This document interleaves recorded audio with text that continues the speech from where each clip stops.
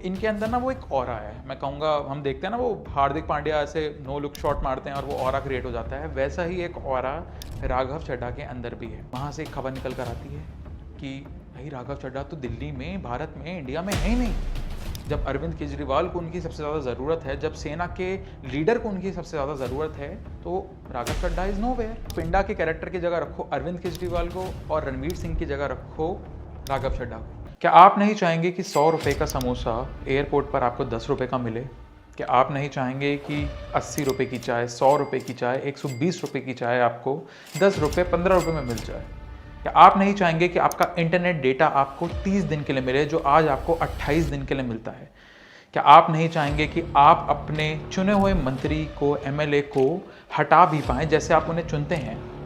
Example, आप अपना घर खरीदते हैं और उसे बेचने की शक्ति भी आपके पास ही है, वैसे ही उस मिनिस्टर को, उस नेता को हटाने की पावर भी आपके पास हो।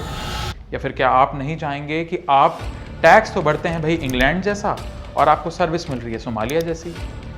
वेल, आम आदमी पार्टी शायद ये सब नहीं चाहती, या उनको ये बड़े मुद्दे नहीं लगते, लेकिन राघव चड्ढा को ये मुद्दे ज़रूर बड़े लगते हैं। जय हिंद दोस्तों, मेरा नाम है वरदान और आप देख रहे हैं lazy reporter, powered by viral flight. आजकल आप एक नाम अपने इंस्टाग्राम रील्स पे, ट्विटर फीड पे बहुत ज़्यादा सुन और देख रहे होंगे, राघव चड्ढा। इन सब चीज़ों को जानने से पहले, समझने से पहले हमें ये देखना होगा कि राघव चड्ढा है कौन। Who is Raghav Chadha? Chapter 1। देखिए, राघव चड्ढा की कहानी शुरू होती है 11 नवंबर 1988 में, जब इनका जन्म होता है दिल्ली की एक पंजाबी फैमिली में।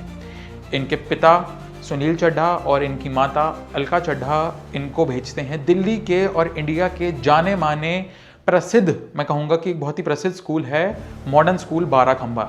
उसके बाद ये अपनी ग्रेजुएशन करते हैं पूरी 2011 में दिल्ली यूनिवर्सिटी के एक कॉलेज से अपनी बीकॉम पूरी करते हैं, और उसके बाद ये जाते हैं सीए करने के लिए, चार्टर्ड अकाउंटेंट बनने के लिए। चार्टर्ड अकाउंटेंट बनने के बाद ये जाते हैं लंदन स्कूल ऑफ इकोनॉमिक्स में, वहाँ जाते हैं, वहाँ पे पढ़ाई करते हैं और फिर इनको जॉब मिलती है डेलॉयट में। देखिए, डेलॉयट कॉर्पोरेट वर्ल्ड में जो लोग हैं, कॉर्पोरेट एम्प्लॉयज़ जो लोग हैं, उनका सपना होता है डेलॉयट जैसी कंपनीज में अपनी पहली नौकरी या नौकरी करना। लेकिन अब यहाँ से शुरू होता है इनका चैप्टर 2, इनकी पॉलिटिकल जर्नी। देखिए, 2011 में आपको याद होगा अन्ना हजारे, आपको याद होंगे अरविंद केजरीवाल, और आपको याद होगा IAC, इंडिया अगेंस्ट करप्शन। ये करप्शन मूवमेंट था, आपको याद होगा जंतर मंतर पे भाई लाखों की तादाद में लोग आ गए थे, लाखों की भीड़ उमड़ गई थी सिर्फ एक आदमी को सपोर्ट करने के लिए, उसके सपने को सपोर्ट करने के लिए, अन्ना हजारे, और वहाँ पे मौजूद थे अरविंद केजरीवाल।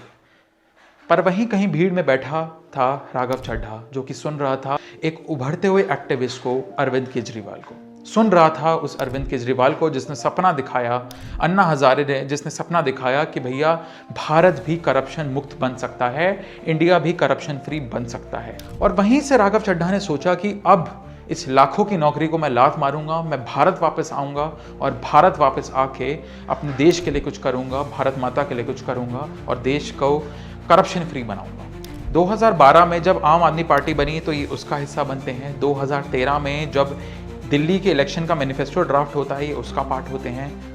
भाई आपको याद होगा आम आदमी पार्टी वो इलेक्शन किस तरीके से जीती थी, और उसके बाद कांग्रेस का कोई नामो निशान दिल्ली में आपको नहीं नजर आया। भाई आगे चलते हैं, 2013 में इनको नेशनल स्पोक्स पर्सन भी बना दिया जाता है, ये एग्जीक्यूटिव का भी पार्ट बन जाते हैं और इनको ट्रेजरर की पोजीशन भी दे दी जाती है। अब कहानी बड़ी होती है 2019 के इलेक्शंस में। देखिए भैया, आपको याद होगा 2019 में लोकसभा इलेक्शंस हुए थे।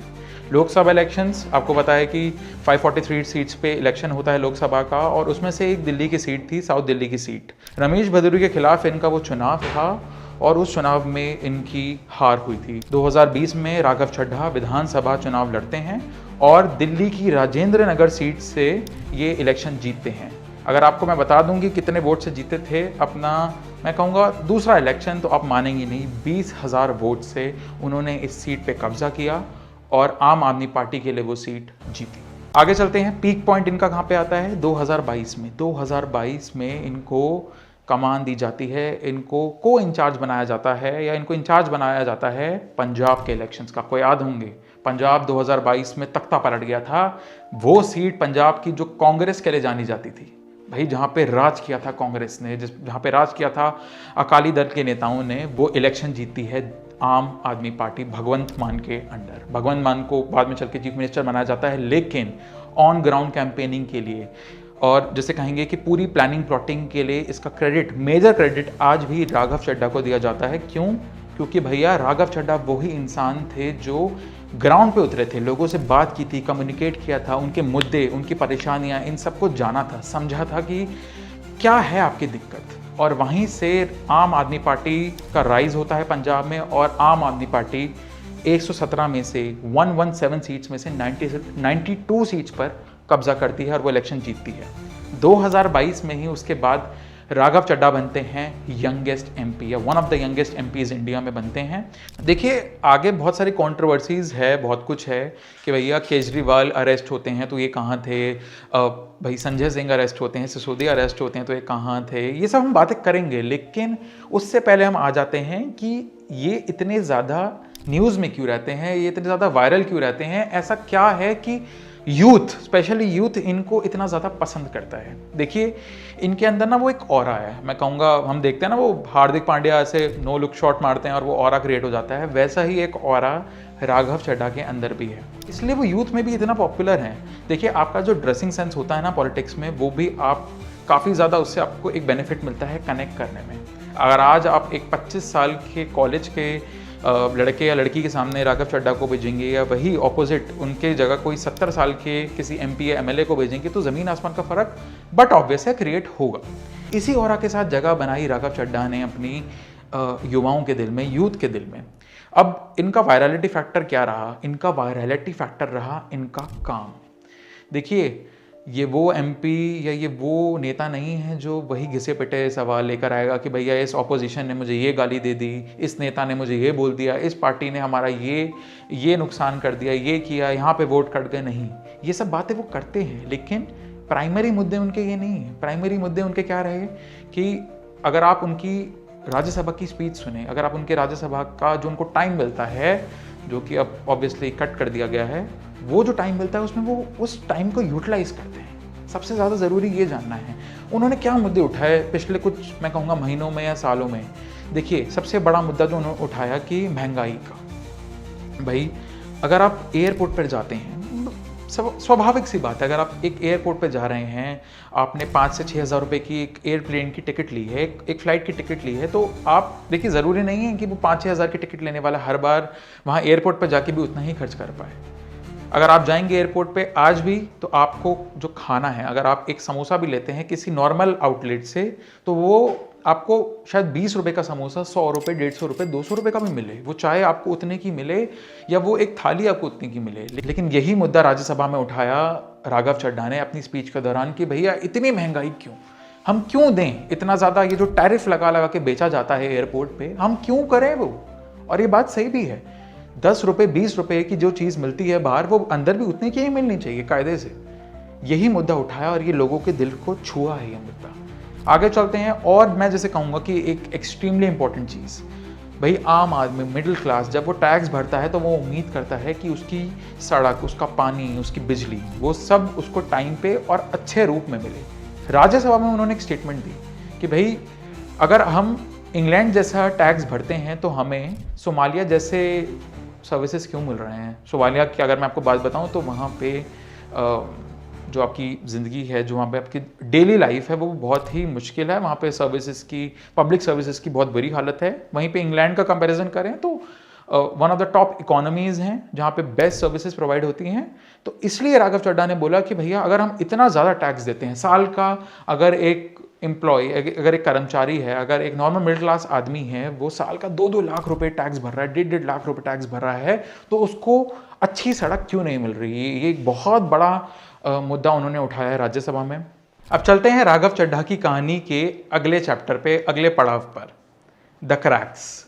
2024 में आपको याद होगा कि अरविंद केजरीवाल, जो उस टाइम पे दिल्ली के चीफ मिनिस्टर भी थे, वो जेल जाते हैं। उनको जेल भेजा जाता है एक्साइज पॉलिसी केस में। आपको याद होगा जो शराब को लेकर केस चला था, शराब नीति को लेकर सवाल उठाएगा अरविंद केजरीवाल पर, उसके चलते उनको जेल भेजा जाता है 2024 में, मार्च में। अब ज़रा सोचिए, दिल्ली के deputy CM Manish Sisodia, party के senior leader Sanjay Singh already jail में हैं, वो भी इसी केस के इर्द गिर्द घूम रहे हैं, इसी केस में फंस चुके हैं, वो ऑलरेडी जेल में हैं। अरविंद केजरीवाल भी अरेस्ट हो जाते हैं, तो सवाल उठते हैं पार्टी में, वेयर इज राघव चड्ढा? राघव चड्ढा है कहाँ? राघव चड्ढा भैया हो कहाँ? सामने आ जाओ, हमें आपकी ज़रूरत है, आपको पार्टी को आपकी ज़रूरत है। पर वहाँ से खबर निकल कर आती है कि भाई राघव चड्ढा तो दिल्ली में, भारत में, इंडिया में है ही नहीं। वो तो अपनी आई सर्जरी, जिसे हम कहते हैं कि भाई ऐसी जो खबर आई थी कि वो अपनी आई सर्जरी के चलते यहाँ नहीं है, लंदन में है। लंदन में वो अपनी आई सर्जरी कराने गए हैं, कब वापस आएंगे? तो पार्टी में ये बात शुरू हो गई, ये मैं कहूँगा विस्परिंग शुरू हो गई कि वेयर इज़ राघव चड्ढा? जब पार्टी को उनकी सबसे ज़्यादा ज़रूरत है तो राघव चड्ढा है कहाँ? क्या वो भाग गए? क्या वो एक भगोड़े हैं? जब अरविंद केजरीवाल को उनकी सबसे ज़्यादा ज़रूरत है, जब सेना के लीडर को उनकी सबसे ज़्यादा ज़रूरत है, तो राघव चड्ढा इज़ नोवेयर। अप्रैल 2024 में आम आदमी पार्टी के एक एमएलए ने पंजाब में एक रैली के दौरान ये बोला कि राघव चड्ढा का कनेक्शन ड्रग ट्रेड से जुड़े पुलिस ऑफिसर से है।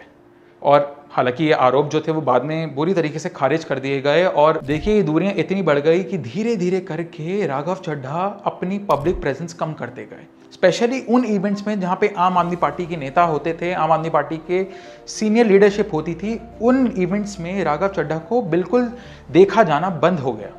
अब ऐसे में सवाल और ज़्यादा उठने शुरू हो गए कि वेयर इज़ राघव चड्ढा? क्या राघव चड्ढा अब बिल्कुल पूरी तरीके से दूर हो चुके हैं केजरीवाल से, आम आदमी पार्टी से? अब हम आते हैं दिल्ली के हिस्टोरिक विधानसभा यानी कि लेजिस्लेटिव असेंबली के इलेक्शंस में 2025। इस इलेक्शंस में बुरी तरीके से हार मिलती है आम आदमी पार्टी को। आम आदमी पार्टी जो पिछले 2 टेन्योर से जीत कर आ रही थी, उसको बुरी तरीके से हार मिलती है। और इस हार के बाद भी मैं कहूँगा कि इस हार के बाद भी कोई स्टेटमेंट या कोई एक ऑफिशियल ट्वीट या कुछ भी नहीं आता है राघव चड्ढा का। उससे पहले भी अगर हम देखें कि जो इलेक्शन कैंपेन का टाइम था 2025 के, मैं कहूँगा दिल्ली के इलेक्शंस का, वहाँ पे भी राघव चड्ढा को बिल्कुल नहीं देखा गया या बेयरली देखा गया। देखिए अब आप एक चीज़ और यहाँ पे समझिए, जब 2026 में अरविंद केजरीवाल को डिस्चार्ज किया गया और दूसरे 21 लीडर्स को भी डिस्चार्ज किया गया केस में, वहाँ पे भी सेलिब्रेट ना करते हुए राघव चड्ढा को देखा गया। कोई भी एक ट्वीट या वीडियो इंस्टाग्राम पे, ट्विटर पे, फेसबुक पे, यूट्यूब पे ना डाली गई यहाँ पे राघव चड्ढा के द्वारा। और इसलिए एक और वहाँ पे जो क्रैक था ना, वो देखा जाने लगा कि भाई ये जो अब क्रैक है ये और बहुत ज़्यादा बढ़ता जा रहा है। देखिए अगर हम आम आदमी पार्टी के नेशनल कन्वीनर या फिर दिल्ली के एक्स सीएम अरविंद केजरीवाल की दृष्टि से देखें तो यहाँ पे ना एक बहुत ही, मैं कहूँगा कि यूनिक सिचुएशन निकल कर आ गई है। अगर आप में से किसी ने धुरंधर 2 देखी है या नहीं भी देखी है, तो धुरंधर 2 में ना एक कैरेक्टर है पिंडा का। तो पूरी कहानी मैं नहीं बताऊँगा, स्पॉयलर्स में नहीं दूंगा, लेकिन पिंडा का वो कैरेक्टर ना रणवीर सिंह को कहता है कि जस्सी तुझे पिंड की याद नहीं आई, जस्सी तुझे याद नहीं आई पिंड की, या घर की याद नहीं आई तुझे, वो एक लाइन देता है।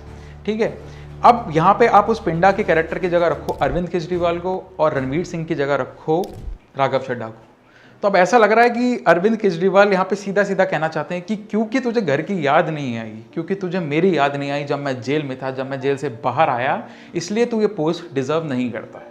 देखिए अब चलते हैं 2 अप्रैल 2026 की तरफ।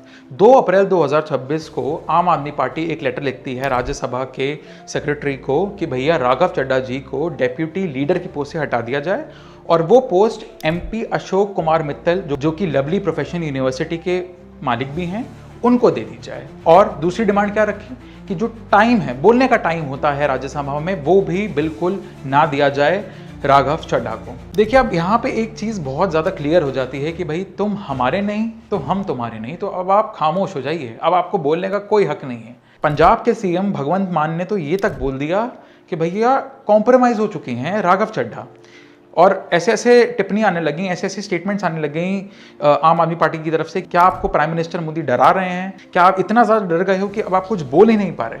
ये सब ऐसी ऐसी स्टेटमेंट्स आम आदमी पार्टी के लीडर्स लेकर आने लगे राघव चड्ढा के लिए।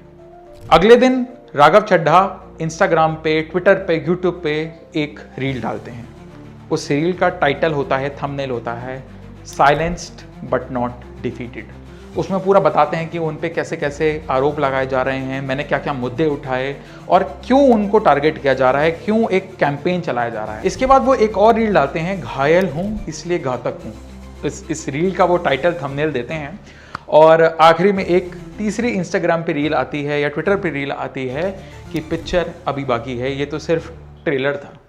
अब आगे क्या, व्हाट नेक्स्ट? देखिए अरविंद केजरीवाल के साथ जो जो बड़े चेहरे रहे ना, जैसे योगेंद्र यादव हो गए, प्रशांत भूषण हो गए, स्वाति मालीवाल हो गई, कुमार विश्वास हो गए, जो स्टार्टिंग से इनके साथ थे वो सब अब इनको छोड़ के जा चुके हैं। स्वाति मालीवाल ऑफिशियली हैं वहाँ पे अभी आम आदमी पार्टी से, लेकिन उन्होंने भी अब काफ़ी हद तक दूरियाँ बना ली हैं अरविंद केजरीवाल से।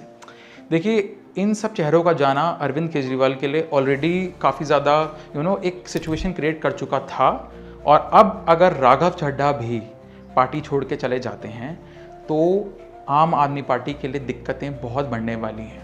दिक्कत क्या हो रही है? देखिए सबसे बड़ा यहाँ पे एक चीज़ होती है लाइमलाइट, या फिर हम कहेंगे नैरेटिव हो गया या परसेप्शन हो गया। पॉलिटिक्स में perception is a very important thing, आपको ये चीज़ समझनी होगी। पब्लिक में एक ऐसा परसेप्शन जा रहा है कि Raghav Chadha is leading from the front and where is Arvind Kejriwal.